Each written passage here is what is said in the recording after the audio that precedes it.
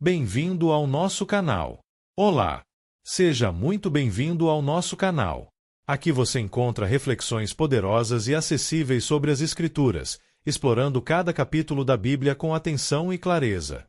É uma alegria ter você conosco nessa jornada de aprendizado e crescimento espiritual. Se este conteúdo te edificam, inscreva-se agora no canal e ative o sininho para não perder nossos próximos vídeos. E mais, compartilhe este vídeo com seus amigos e familiares para que juntos possamos espalhar a palavra de Deus e inspirar vidas ao redor do mundo. Prepare-se para mergulhar nesse relato impactante que nos confronta com a fragilidade da natureza humana e a justiça divina. Não esqueça, inscreva-se no canal e compartilhe o vídeo. Assim, juntos, podemos espalhar o amor e a verdade do Evangelho. Vamos começar? Jó. O texto também prepara o cenário para os eventos que virão, apresentando Jó como um homem que aparentemente tinha tudo: caráter, família e prosperidade.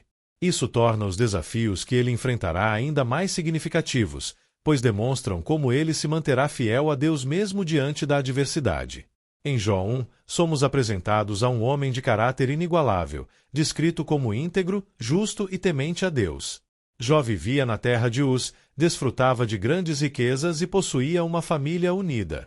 Ele constantemente intercedia por seus filhos, buscando mantê-los puros diante de Deus. Este capítulo estabelece a base para a história inspiradora de fé e perseverança de Jó, mostrando sua devoção mesmo em meio à prosperidade. Prepare-se para explorar o início de uma jornada espiritual que desafia a compreensão humana sobre sofrimento, fidelidade e o plano divino. Vamos iniciar a leitura da palavra e depois os esclarecimentos. Jó. Versículos de Jó 1 do livro de Jó da Bíblia. O caráter e a riqueza de Jó. Na terra de Uz vivia um homem chamado Jó. Era homem íntegro e justo, temia a Deus e evitava fazer o mal. Tinha ele 7 filhos e 3 filhas. 13 possuía 7.000 ovelhas, 3.000 camelôs, 500 juntas de boi e 500 jumentos e tinha muita gente a seu serviço. Era o homem mais rico do Oriente. 4 seus filhos costumavam dar banquetes em casa, um de cada vez, e convidavam suas 3 irmãs para comerem e beberem com eles. 5 terminado um período de banquetes, Jó mandava chamá-los e fazia com que se purificassem. De madrugada ele oferecia um holocausto em favor de cada um deles, pois pensava: talvez os meus filhos tenham, lá no íntimo, pecado e amaldiçoado a Deus. Essa era a prática constante de Jó. Aqui está o significado e análise dos versículos 1-5. O texto de Jó nos apresenta o caráter, a vida familiar e as posses de Jó, um homem destacado pela sua integridade e devoção a Deus. Primeiro, o caráter de Jó, versículo 1. Jó é descrito como um homem íntegro e justo, características que destacam seu compromisso com uma vida ética e moral, guiada pelo temor a Deus. Ele temia a Deus e evitava o mal, o que significa que Jó vivia de forma a agradar a Deus, respeitando os princípios divinos e afastando-se do pecado. Essa descrição estabelece Jó como um exemplo de fidelidade a Deus, o que será essencial para entender os eventos posteriores no livro. Segundo, a família de Jó, versículo 2. Jó tinha uma família grande, composta por 7 filhos e 3 filhas, o que, na cultura da época, era considerado uma bênção significativa de Deus. A estrutura familiar de Jó reflete prosperidade e estabilidade, indicando que ele era um homem abençoado em todos os aspectos da vida. Terceiro, as riquezas de Jó, versículo 3.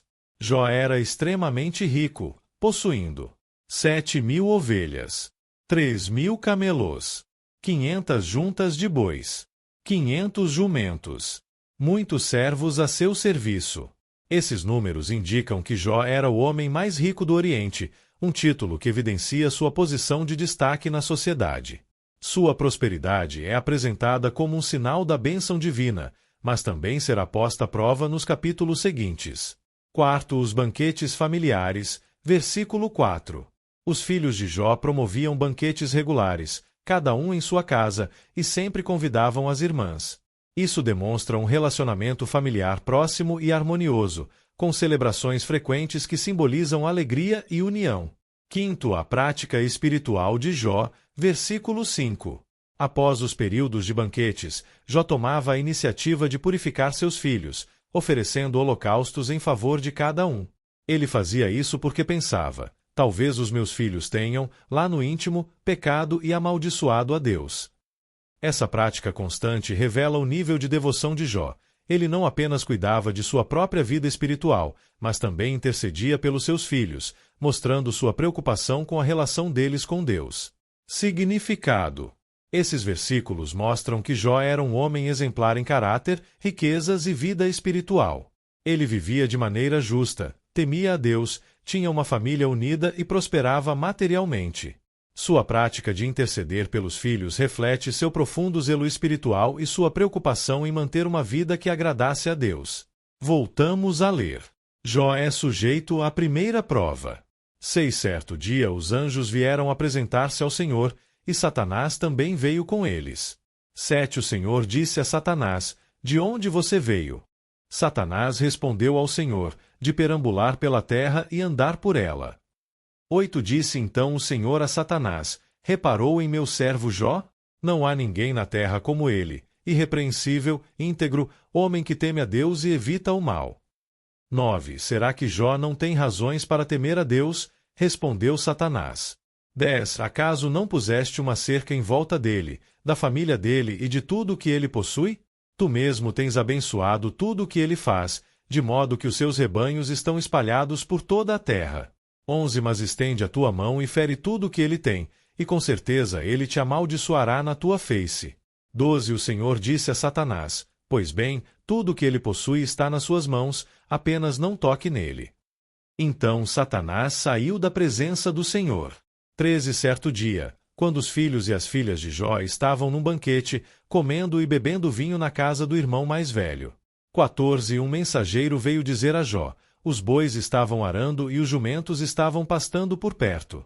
15 Quando os sabeus os atacaram e os levaram embora. Mataram à espada os empregados, e eu fui o único que escapou para lhe contar.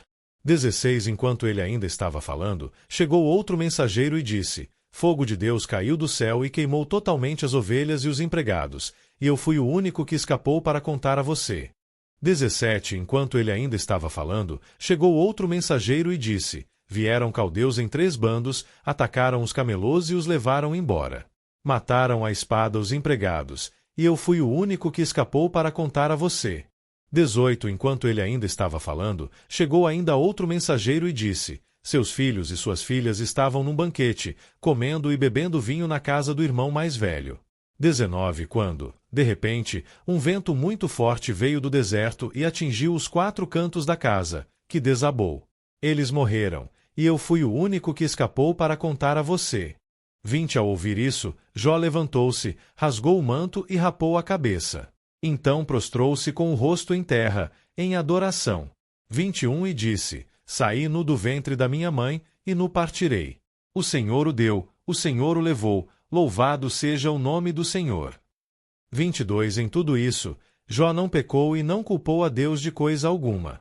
Este trecho do livro de Jó narra a primeira grande prova enfrentada por Jó, um homem íntegro e temente a Deus, conforme descrito anteriormente. Vamos analisar o significado em partes. Primeiro, a reunião celestial, versículos 6-8. Os filhos de Deus, anjos, apresentam-se diante de Deus, e Satanás também comparece. Isso sugere um contexto celestial onde até o acusador, Satanás, está sujeito à soberania de Deus.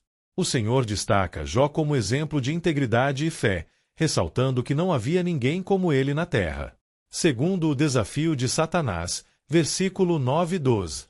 Satanás questiona a sinceridade da fé de Jó, alegando que ele só teme a Deus por causa das bênçãos materiais e da proteção divina.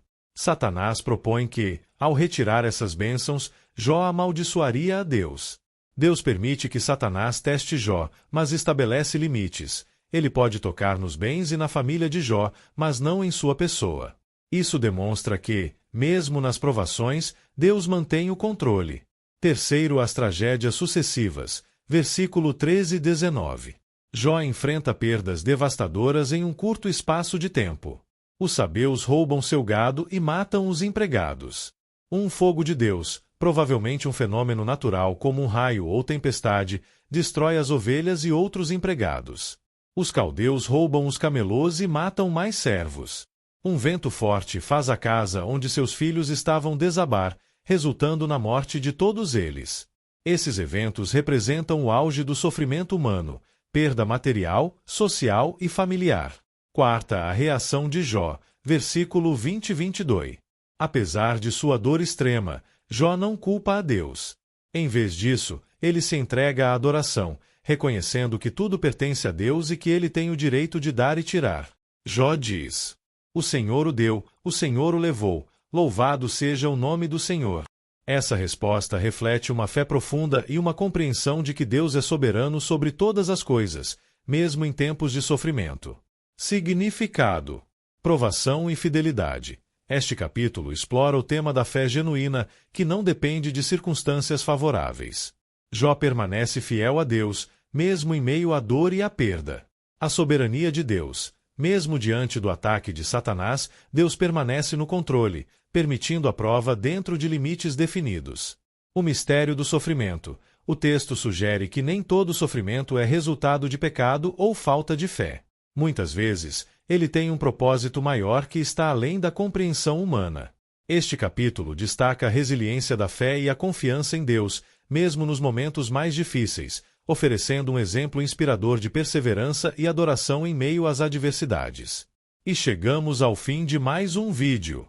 Espero que você tenha gostado e aprendido algo novo com a gente.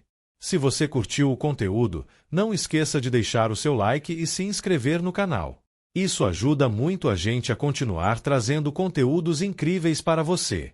Compartilhe com seus amigos e familiares.